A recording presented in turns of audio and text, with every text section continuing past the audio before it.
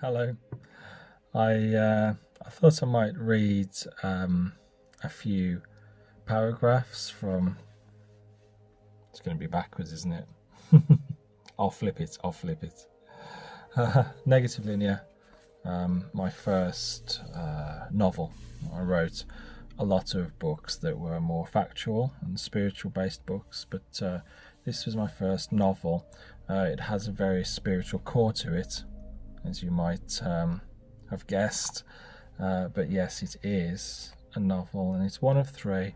There's Negative Linear, there's Quantum Verse, and then there's the yet to be released Starman that's going to be released in a couple of months, maybe, something like that. It's all finished, just waiting for the right time to launch that, and it's very exciting because it will complete this trilogy. Okay, let's take a look. I'm just going to choose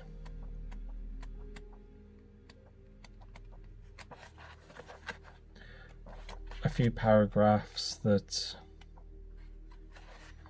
aren't going to spoil the story, for anyone that's reading it.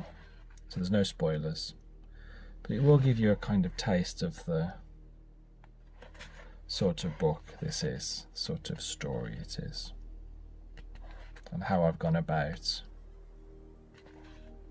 creating these stories to have very strong spiritual foundations. Okay, you ready? My reading voice probably isn't the best, but I'll give it a go. Hope you enjoy it.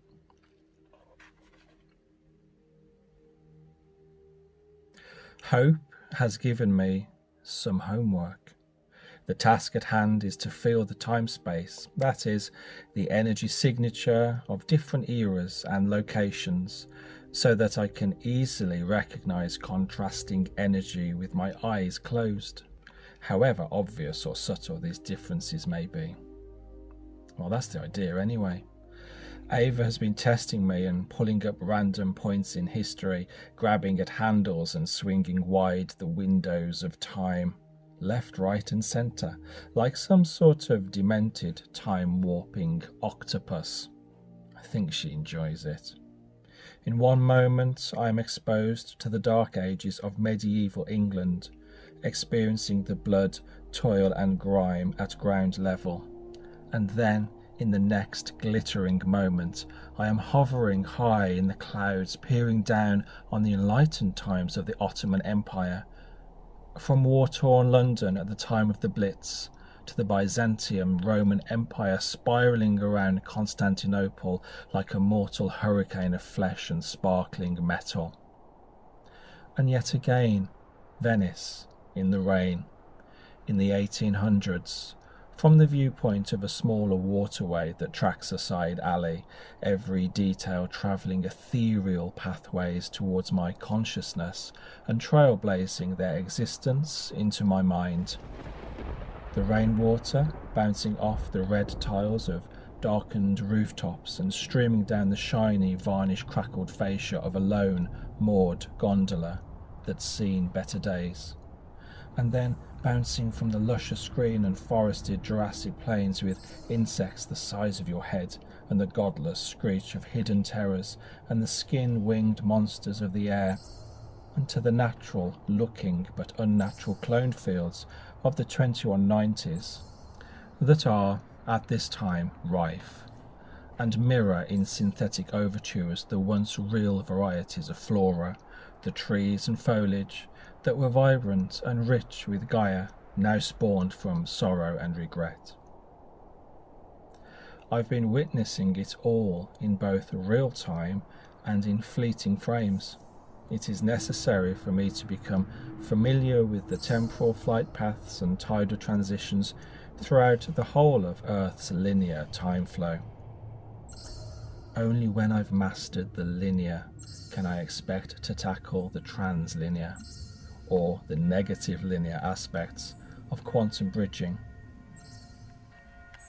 I'm currently experiencing and taking in the sensations of 1666, January the 1st. It's a cool, crisp morning, and frost has enveloped the countryside and the village that I'm spying on with freezing, feathery feelers. The people are going about their business completely unawares. Who knows for sure, though? Have you ever had that feeling that you're being watched, but there's absolutely no one around? Well, that sensation could be someone in my position dropping in on you. I know I'm ordained to enter into these practices in order to train and bring about a greater good in the world, but I can't help feeling from time to time that I'm some kind of peeping Tom. Some kind of peeping Tom techie with X-ray eyes. Just can't shake the feeling.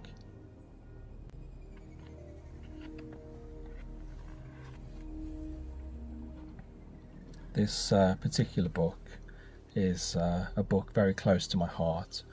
It was a long time in the making. I started writing it when I was about maybe about 14, and I just didn't have the technical know-how regarding writing a novel, and I didn't have the life experience in order to bring the story to life. But I did have something of a sensation, a feeling regarding what I wanted to write about, so I had a go. It's probably in my mum and dad's shed at the bottom of a load of old compact disc boxes or something like that. The old manuscript. It'd be good if I could dig it out and take a look. Anyway, I hope you enjoyed that.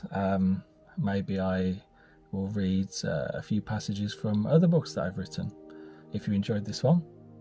Okay, well, have a lovely, lovely day. Thank you for watching, and I'll see you really, really soon. Bye for now.